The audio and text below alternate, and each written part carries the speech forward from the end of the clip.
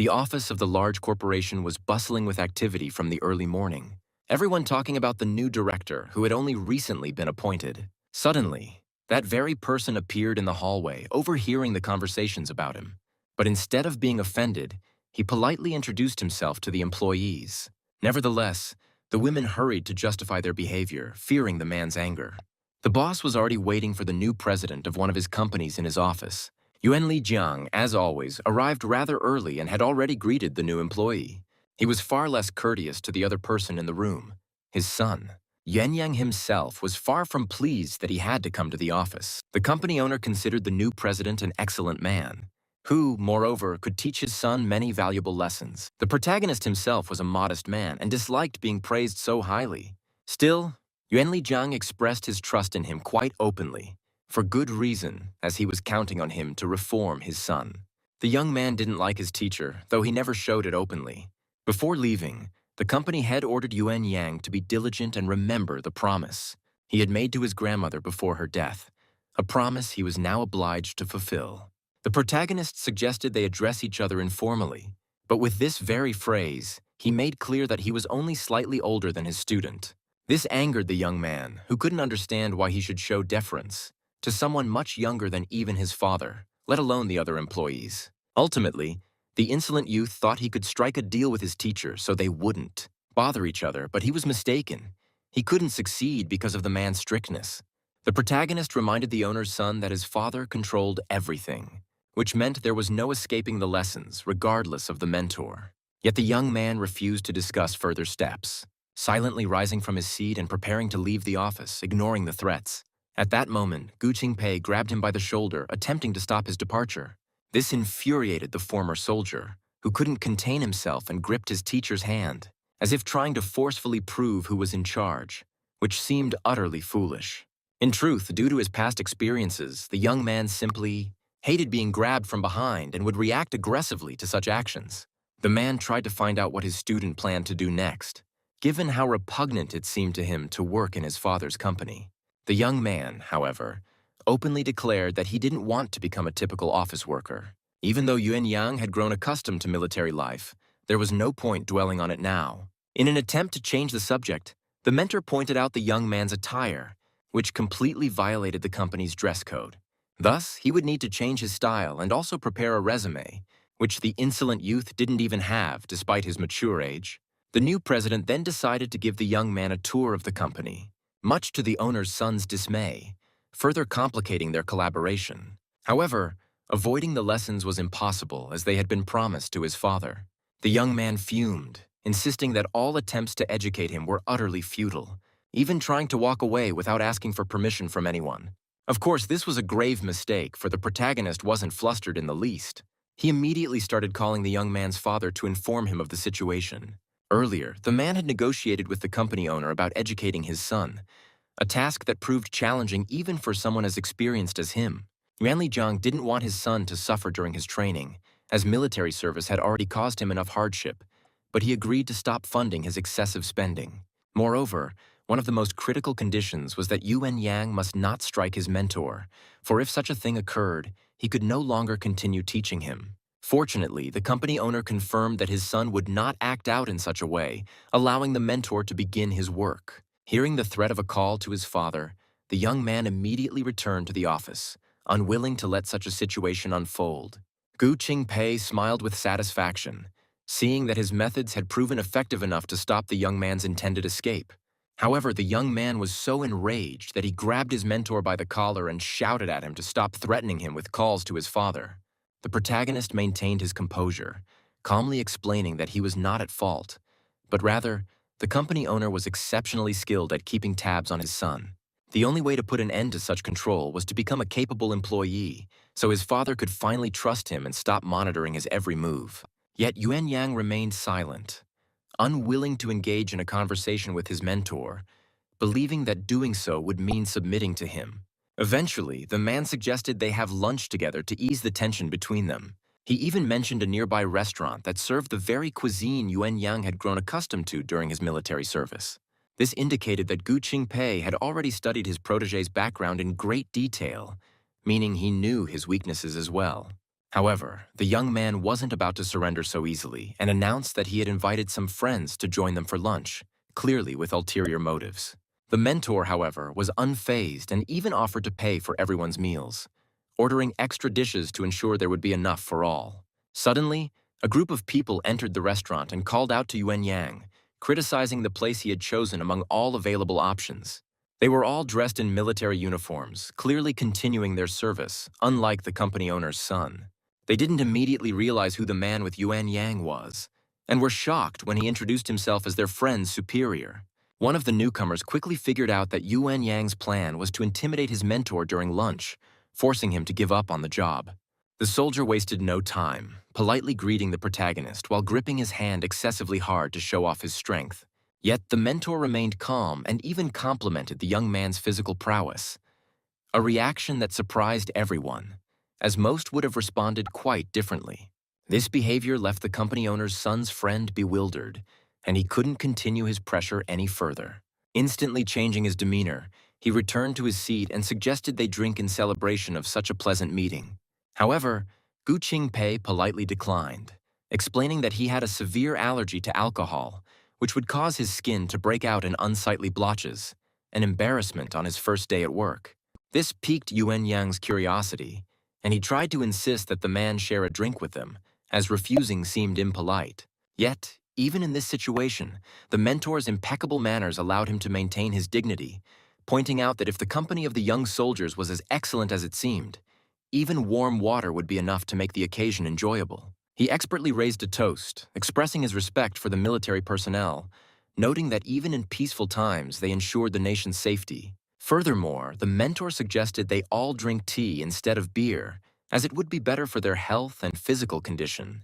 The entire group was stunned by the turn of events. Anyone else would have faltered under such pressure, but this man proved stronger than they had anticipated.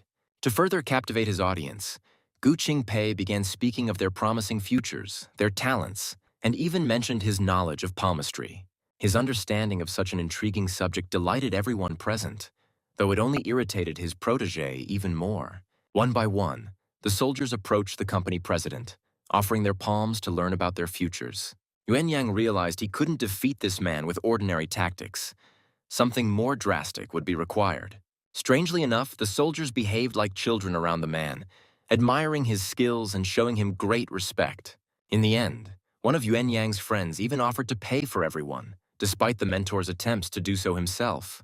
They wanted to do something for the remarkable man who had so effortlessly won the admiration of the military group in just one evening. The soldiers left satisfied, though the same couldn't be said for the company owner's son, who was thoroughly disappointed by the failure of his plan.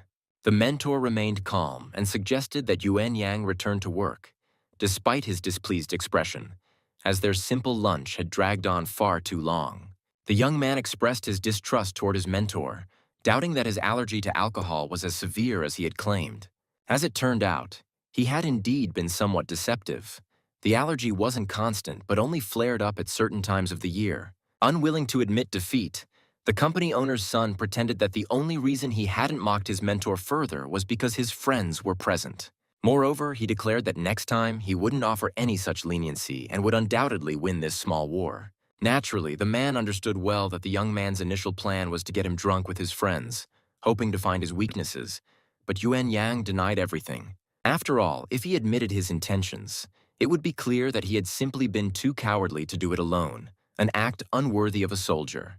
In a show of bravado, Yuan Yang expressed a desire to personally challenge his mentor in a test of alcohol tolerance. However, there was no time for that now. They had to return to the office, and they still needed to stop by the lounge as the director's clothes smelled of food and needed to be changed before the meeting. At first, Yuan Yang grew wary when his mentor began to remove his clothes, finding the situation odd. But after a quick explanation, he realized his concerns were misplaced.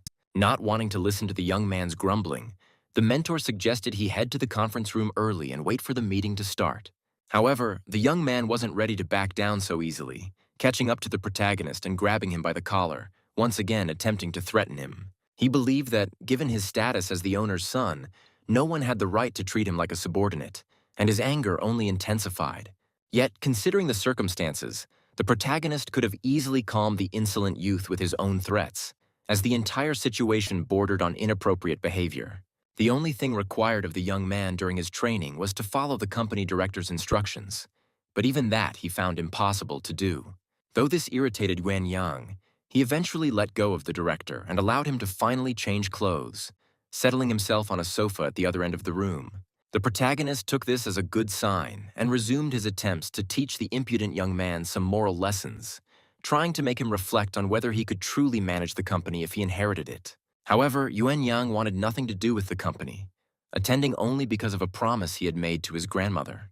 In fact, Yuan Yang wasn't even required to work here, as his promise was merely to leave the military, meaning he could choose any career. During his time at the company, the young man continued to shirk all responsibilities, claiming that by doing so, he would avoid causing any problems. Yet, the protagonist knew perfectly well that he was responsible for the heir's success or failure, and the only advice he could offer to avoid the situation was to appeal directly to his father. Clearly unwilling to do that, the young man fell silent at the mention of such an unpleasant option. The mentor, now seeing his protégé's face in a calmer state, realized that he was quite a handsome individual. The mentor quickly changed clothes, gathered the necessary documents, and called Yuan Yang to join him for the meeting, which was about to begin. At first, the young man tried to ignore his boss's words, still not wanting to participate in any company matters, but resistance was futile. Despite all his negative emotions, he had no choice but to rise from the comfortable sofa and follow his mentor. Together, they entered the conference room, both looking rather serious, with the former soldier even appearing somewhat intimidating. The employees greeted the new director, eager to earn his favor from day one, hoping to ensure a comfortable working relationship. Gu Qing Pei was also cordial with his subordinates, but maintained proper hierarchy, politely introducing himself and motivating everyone for the productive work ahead. The women whispered among themselves about the new company president, finding him quite handsome, which only irritated the owner's son even more. The mentor continued his speech, capturing everyone's attention, openly admitting that he had just started at this location and hoped for the team's support. Everyone appreciated his words, for if the company owner had chosen him, then he must be deserving of respect and even obedience. He decided to begin changes in the company by introducing rules to ensure discipline and order in every workspace, an essential foundation for future success. Drafts of the new regulations were distributed to everyone, but as soon as Yuan Yang received his, he immediately tore it up without even attempting to read it. Seeing this, the protagonist quickly reminded him that any violation of the rules would now result in fines. Every employee would now have to comply with the listed standards, which included behavior and appearance, and most people were pleased, even impressed by the director's firmness. However, as the meeting ended and many began to head home, the man noticed that his assistant was also trying to sneak away. Leaving the workplace was strictly prohibited, so the mentor hurried to stop the defiant young man, though the latter protested against it all. The young man had entirely different plans. He wanted to go home and finally get some proper sleep, paying no mind to his boss's prohibitions. Nevertheless, the mentor tried to stop him, reminding him of the new rules that he had to follow just like everyone else, to avoid facing a fine. Moreover, the mentor simply couldn't allow his student to leave, as his father would immediately find out, which would become a significant issue for both of them. The man was too responsible, viewing his work as a critical part of his life, always striving to do his best. Furious, the former soldier grabbed Gu Qing Pei by the collar and raised his fist, as if about to make the fatal mistake of striking his mentor. Surprisingly, the man showed no fear, knowing he had leverage over the insolent young man, and immediately warned him that if he dared strike his mentor, his father would find out about the outburst. Furious, the former soldier shoved him against the wall, calling his threats cowardly, something unworthy of an honorable fight. He even wished his family would abandon the idea of preparing him to run the company, as per the mentor's advice. But the latter had no intention of helping with that. It was time to return to the company president's office to continue working, though the young man, of course, had no intention of doing so. Slumping onto the sofa, Yuan Yang declared he was tired and wanted to sleep, even going so far as to prop his feet on the coffee table, displaying a complete lack of manners. In response, the mentor suggested he go to the lounge, as he still had an hour and a half left on his break to get some rest. Naturally, the young man didn't refuse, seeing it as a chance to spend some time alone, avoiding the unpleasant company of his superior. Meanwhile, the protagonist remained in the office, settling into his chair and contemplating what the results of the young man's training would be in a few days. However, to ensure the efforts wouldn't be in vain, the mentor decided to ask the company owner whether his son had any additional sources of income. It turned out the young man had a small business, which was failing, and his father had made sure it was no longer generating any profit. This was a good thing, as it would force the young man to understand the value of the salary he earned at the company and motivate him to avoid fines for breaking the rules. The mentor found it quite amusing to imagine the sadness in his protégé's eyes at the absence of the large sums he had grown accustomed to seeing in his accounts. 4 hours passed, yet Yuan Yang hadn't returned from the lounge, which seemed strange and even impossible, as no one usually slept that long during the day. Thus, the protagonist went to check on him, feeling no hesitation in opening the door to find out what was happening. The company owner's son lay in bed shirtless, as if he were in his own home, completely unconcerned about anyone seeing him. The mentor blushed slightly at the sight, as the young man was indeed in excellent physical shape, a clear result of his military service. Expressing his obvious displeasure at such behavior, the mentor remarked that too much time had passed for him to still be resting so comfortably. However, the young man merely turned away and told him to leave, insisting that he wanted to continue his nap in the cozy bed. The problem, of course, was that this room was reserved for the company president, meaning Yuan Yang had, in fact, taken over his boss's bed. The mentor approached from behind, intending to wake him with a touch on the back, but before he could even reach him, he was met with aggression. The former soldier boldly pinned the mentor to the bed, nearly punching him in the face, a clear display of disrespect. This happened solely because the mentor had again approached him from behind, forgetting the warning not to do so. Now, Yuan Yang refused to let him go, even joking that they could have a sparring match to improve each other's physical conditioning. In truth, it was more of a taunt, as the young man knew full well that someone as physically weak as his mentor stood no chance against a man who had spent years in the military. As if unfazed by the son's anger, the protagonist calmly asked if he could count on a position once the young man took over the company. After all, without him, the future director might grow bored sitting alone at his desk, but such comments only infuriated the young man further, who already hated discussing the future. The former soldier once again hinted at his superior physical strength, emphasizing that resisting him in that moment was utterly futile. Yet, even in such a tense situation, the protagonist's quick thinking allowed him to escape the awkward encounter. He struck at his opponent's weak spot, forcing him to stand up. Yuan Yang responded by openly spewing vulgar insults, trying to leave the man even more stunned. Nevertheless, the mentor persisted, lecturing the young man that his break had long since ended, and he was now late for work. This only aggravated Yuan Yang further.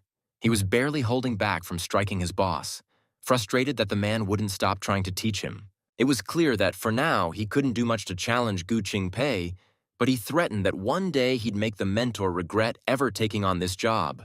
What irritated the company heir most was the director's outwardly kind treatment of him, as it was clearly not genuine. Yet the former soldier finally let the mentor go, and Gu Qing Pei, maintaining his composure, thanked him for the appropriate warning, as if he hadn't been angered at all. Deciding to play along with Yuan Yang's rules, the mentor promised to continue behaving in exactly the way that irritated him the most. The heir couldn't understand why, after an entire day, he had been unable to force his mentor to quit the job his father had given him. Moreover, Gu Qing Pei once again reminded him that the lunch break was limited in time, and if he returned late, he would face a fine. However, the young man, still unaware that his only source of income would now be his company's salary, boldly claimed that he didn't need money. Instead, the insolent youth suggested the mentor work for him once his father inevitably fired the man for not handling him properly. The director kept his composure as best he could, but was already secretly relishing the moment when his student would learn that he was no longer wealthy. He even agreed to the young man's hypothetical job offer, expressing hope that it wouldn't be the last position he'd manage under Yuan Yang's leadership. Then, with an unflappable demeanor, he ordered his subordinate to drive him home, shocking the company heir. Yuan Yang was furious, unable to understand how an able-bodied adult couldn't know how to drive a car. Moreover, he was used to driving military vehicles and couldn't comprehend why he now had to play chauffeur for his mentor. All of his frustrations should have been directed solely at his father, who had hired the teacher. Gu Qing Pei was merely executing his orders. Besides, the company car promised to him wasn't ready yet, meaning he had no choice but to provide transportation himself for now. And since Yuan Yang was so eager to get home, it was unclear why he was wasting time protesting so loudly. Finally, Yuan Yang agreed, but only on the condition that his passenger refrained from commenting on his driving style. To his surprise, the mentor chose to sit in the front seat, though most people with a personal driver preferred to ride in the back, as the young man had expected. In truth, Gu Qing Pei had never ridden in large military-style vehicles before, so he was curious to see the view through the front windshield. Surprisingly, the drive was calm and rather slow, though the protagonist had expected a more reckless ride from the defiant young man. However, due to heavy traffic, it was impossible to speed up, and they had to slow down like the rest of the cars on the road. Gu Qing Pei tried to invite his assistant to grab a bite to eat, but the young man remained silent, unwilling to accept the offer. The mentor then suggested they stop to buy a suit, reminding him that wearing casual clothes to work was not allowed and could result in a fine. At this, the young man became even more furious, having never imagined he'd be following this man's orders even outside of work hours. Yuan Yang, however, was acting worse than a child, constantly throwing tantrums and refusing to complete even the simplest tasks. Still, the young man believed he could surprise his mentor in unpleasant ways and openly declared that there was much Gu Qing Pei didn't know about him. Soon, they arrived at the shopping mall where the former soldier ordered his mentor to get out of the car in a commanding tone. They entered the suit store, and the young man, refusing to try anything on, simply demanded that they wrap up whatever was available in his size. However, the consultant insisted against buying blindly and persuaded him to at least try on one suit, eventually convincing him to do so.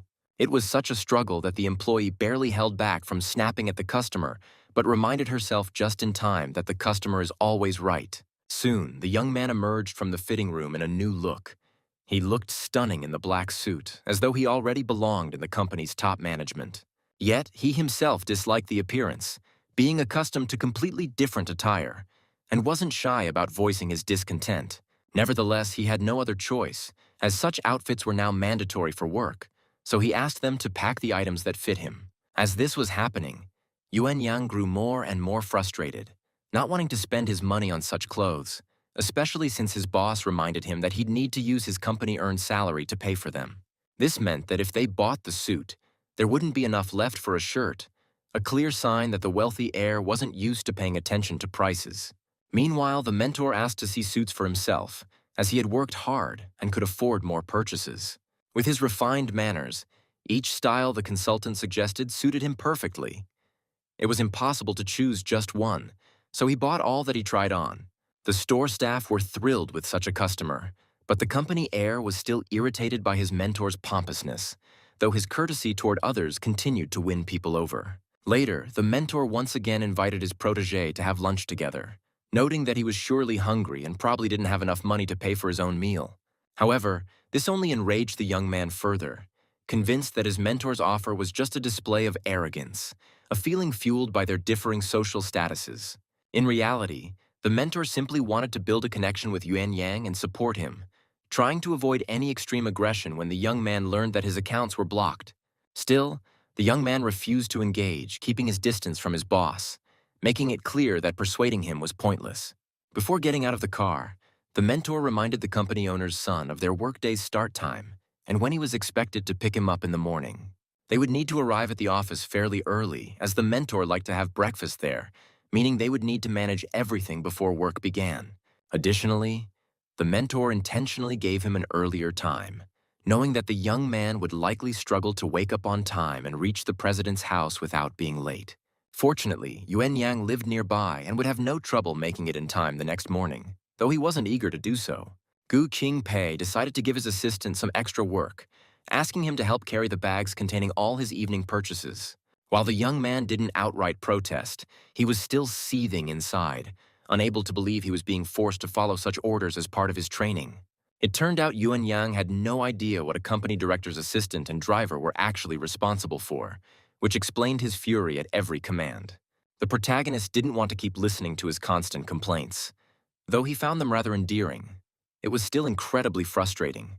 As they entered the foyer, the company owner's son immediately noticed how cold and unwelcoming the place felt, as if it had been vacant for a long time.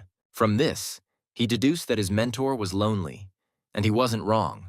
The man confirmed that he hadn't yet had the chance to start a family. This wasn't surprising, considering his difficult personality, making it unlikely that any woman would want to stay with him for life. Gu Qing Pei once again invited his subordinate to have dinner together, mentioning that he was an excellent cook, offering a tempting reason to wait a little longer and try his dishes. This enraged the young man, and in a fit of fury, he shouted at his mentor, accusing him of only causing harm while pretending to help. Throughout the outburst, the mentor remained calm and unruffled, viewing the wealthy young man as nothing more than a child, unworthy of his anger. Yuan Yang then decided to simply walk away, refusing to spend more time with this infuriating man than was necessary for work. Gu Qing Pei quickly realized that teaching this young man would not be easy. He was sharper than he initially appeared. The next morning, the mentor left his home at the agreed time, already expecting to wait quite a while for the driver to show up.